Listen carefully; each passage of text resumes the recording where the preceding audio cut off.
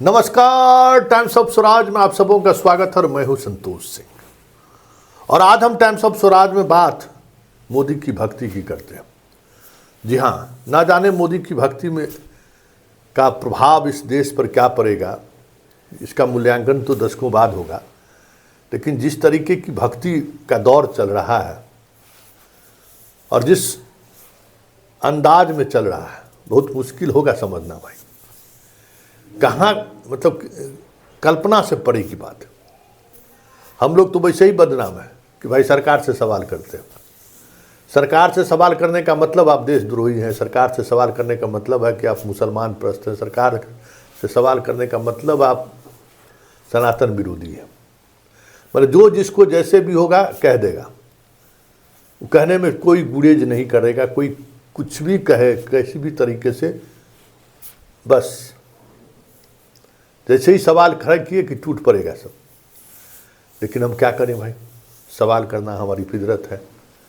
अब देखिए, कल रेलवे वाले एक जो दुर्घटना घटी उस की खबर हमने बनाई कि बिहार के पत्रकार, दिल्ली के पत्रकार, नेता किस तरीके से व्यवस्था पर सवाल करने के बजाय सरकार की का महिमा मंडन कर रहे हैं, या सरकार कैसे इस घटना का जो रहा है, जिम्मेवारी तय होने की बात होती रही है, उससे कैसे बच जाए। सब अपने अपने अनुसार से ट्वीट भी कर रहे थे, जीतन मांझी जैसे लोग बयान भी दे रहे थे। मतलब हर कोने से कहीं न कहीं सवाल जवाब हो रहा था। और जो 2014 के बाद जो देश की स्थिति हुई है, इस हादसे में भी देश दो भागों में बटा हुआ दिखा। कोई इस हादसे को अलग नैरेटिव में ले जाने की कोशिश में लगा रहा, कोई सीधा सरकार पर आरोप लगाता रहा कि भाई आपको इस्तीफा देना चाहिए। इसके लिए नीतीश कुमार का वो बयान, राजनाथ सिंह का बयान, रविशंकर का बयान निकाल निकाल के आर्काइव से लोग चला रहे थे। दूसरे लोग अलग अलग तरीके का नैरेटिव सेट करके उस सरकार पर जो हमला हो रहा था उसकी दिशा मोड़ने की कोशिश हो रहे थे। कि पहले लोग तीर्थ स्थान में, दिलीप मंडल लिखा है ना कि पहले तीर्थ स्थान लोग जाते थे तो सब कुटुंब आत्मा सबसे मिल लेते थे कि लौट के आएंगे कि नहीं आएंगे। और ये नहीं लिखा कि भाई जो हुआ तो ठीक ही हुआ, लेकिन अपने बागी जी वो लिखे से लिखे ही। तो ये सब चीज़ें चल रही हैं। लेकिन इन सब चीज़ों के बीच जब हम खबर चलाते हैं तो बहुत सारे लोगों का फ़ोन भी आता है और अपने तरीके से वो लोग बात भी करते हैं। देखिए कितना भारत डरा हुआ है, यहाँ का यूथ कितना डरा हुआ है, सवाल करने से कितना डरा हुआ है, उसकी एक वानगी हम आपको सुनाते हैं। रेलवे वाली जब खबर चलाए तो एक छात्र हमको फ़ोन किया कि सर वैकेंसी का सवाल खड़ा कीजिए, बहुत धीरे से, सर वैकेंसी का सवाल खड़ा कीजिए। सबसे बड़ा समस्या का कारण वही है, मैन पावर नहीं है।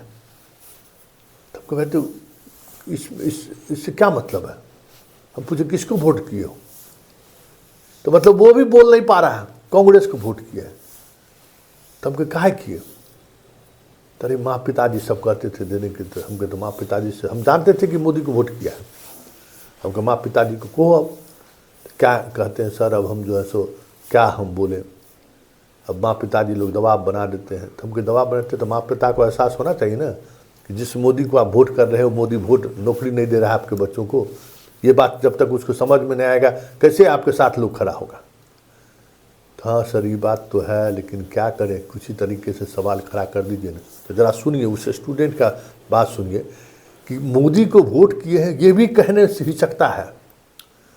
और हम तो पत्रकार हैं, हम तो जानते ही हैं कि क्या किया है जनाब। तो ज़रा उसकी बात को आप भी गौर से सुनिए।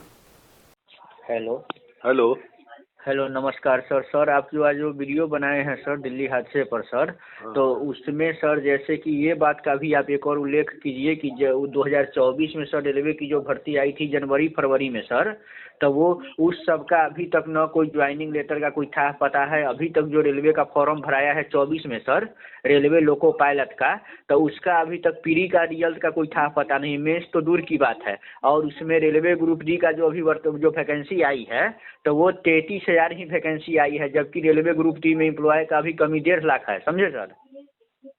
वोट किसको दिए थे? जी सर, हम लोग तो कांग्रेस को ही दिए थे इस बार सर। अब वो तो गलती अथी सबसे न होता है, माँ बाप का ना गलती होता है सर। तो बस गलती होने माँ बाप भुगतने दीजिए।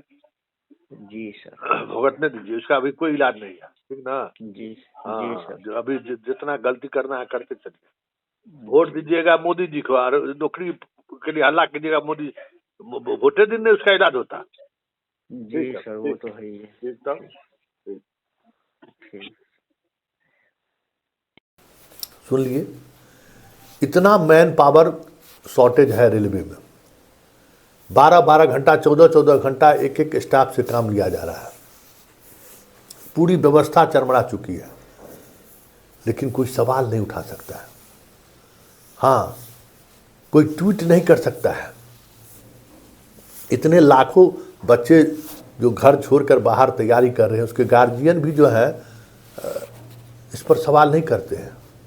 अरे मोदी जी तो कहना क्या है, मोदी आए तो बाप रे बाप, देश दुनिया में भारत का डंका पीट रहा है। बाप कभी कोई भारत को नोटिस लेता था?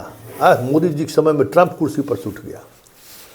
मोदी जी गए फ्रांस, तो फ्रांस का राष्ट्रपति परिवार सहित दौरे हुए मिलने के लिए चलाया। बस इसी में खुश है। हर गांव में जो रह रहा है बाप माँ, जिसका बेटा बाहर कंपटीशन का तैयारी कर रहा है, भले महीने का पैसा किसी तरीके से जुगाड़ करके भेज रहा है। 4 बरस 5 बरस से जो है सो पैसा भेज रहा है, कोई परीक्षाएं नहीं हो रही है, रिजल्ट नहीं आ रहा है। सॉल्वर गैंग का अपना अलग आतंक है, परीक्षाएं सीट बेटी जा रही है। फिर भी हम खुश हैं और हमारा परिवार भी खुश है कि ठीक है, किसी तरीके से दे, पैसा तो दे रहे हैं, लेकिन मोदी जी नहीं होते ना तो आज हमारा देश का सर इतना ऊंचा नहीं होता। अरे मोदी जी हैं तो सब कुछ है, मोदी जी हैं तो बाप रे, बताइए क्या दुनिया में डंका पीट रहा है भारत का। तो हाँ भाई, सही बात है। जब इस मानसिकता में देश चला जाए, कोई भी देश, तो फिर उस देश को भगवान भी भला नहीं करे। भगवान ये थोड़े कहते हैं कि आप हमारा भक्ति करते रहिए, भगवान भी कहते हैं कर्म करने के लिए। और जब कर्म करना आप छोड़ दीजिएगा, सवाल करना छोड़ दीजिएगा, तो फिर यही स्थिति होगी जिस स्थिति में से देश गुजर रहा है। हादसा पर हादसा हो रहा है। सरकार फिर वंदे मातरम चलाने में, वंदे भारत मातरम क्या क्या चला रही है। सब ट्रेन का समझिए कि जो एक बड़ा नेटवर्क था जिससे लाखों लाख लोग रोजाना सफ़र करते थे, धीरे धीरे ट्रेन खत्म हो रहा है। ट्रेन की सवारी पर से लोग, इस बार भी बजट में कोई ट्रेन मिला है बिहार को क्या, बताइए तो। अब तो सब बजट, रेल बजट ही लोग खत्म कर दिए कि आने वाले समय में ट्रेन की चर्चा ही नहीं हो। तो लोग सवाल करेगा ना, भाई आप, रेलवे का बजट था, रेल एक अलग मंत्रालय था जिसकी अपनी एक पहचान थी, देश का रीढ़ माना जाता है रेल, लेकिन कुछ नहीं, कोई सवाल नहीं कर सकता है। जब आप सवाल नहीं कीजिएगा तो फिर मोदी मदमस्त रहे। मोदी अपने तरीके से सरकार चला रही है। सवाल करना तो चाहिए, आप वोट कीजिए, वोट दीजिए, जिसको देना है दीजिए, लेकिन सवाल करिएगा ना। वोट के दिन वोट गिरा दीजिए, उसके कल हो के सवाल कीजिए, शुरू कर दीजिए। बेरोजगारी का सवाल हो, भुखमरी का सवाल हो, रोजगार का सवाल हो, भ्रष्टाचार का सवाल हो, सवाल कीजिएगा ना। लेकिन जब आप कहिएगा हे देव, देवों के देव मोदी देव, तो फिर कैसे काम चलेगा? तब तो यही स्थिति होगी। और देश में जो भी अराजकताएँ फैली हैं, जो भी अराजकता फैलती हुई दिख रही है, सबके पीछे एक ही आत्मा है। भाई भक्ति में जब लीन हो जाइएगा, भगवान की भक्ति सही है, व्यक्ति की भक्ति में आप चले जाइएगा, तब तो फिर आप, बहुत मुश्किल है उन चीज़ों से वापस आना। तो ये अभी भक्ति दौर गुजर रहा है, और इस भक्ति दौर में सवाल नहीं करना है, भक्ति दौर में आशीर्वाद लेना है। तो आशीर्वाद मिल रहा है। कह रहा है ना कि कुंभ में जो लोग भी मरे हैं वो सीधा स्वर्ग जाएंगे, उनके आत्मा को शांति मिलेगी, वो मोक्ष की प्राप्ति करेंगे। सुनते रहिए यही, और इस भक्ति काल का आनंद लेते रहिए।